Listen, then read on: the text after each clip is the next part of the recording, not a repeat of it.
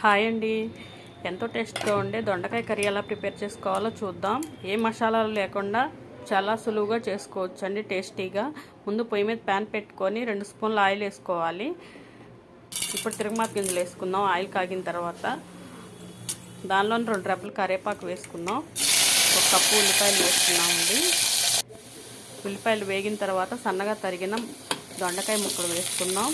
దొండకాయ ముక్కలు కొంచెం అటు ఇటు కలదిప్పుకొని దానిలో కొద్దిగా ఉప్పు, ఒక 1/2 టీ స్పూన్ పసుపు వేసుకుందాం. అటు ఇటు కలదిప్పుకొని మూత పెట్టుకుందామండి. ఒక 5 నిమిషాల తర్వాత మూత తీసి 2 స్పూన్లు కారం వేసుకుందాం.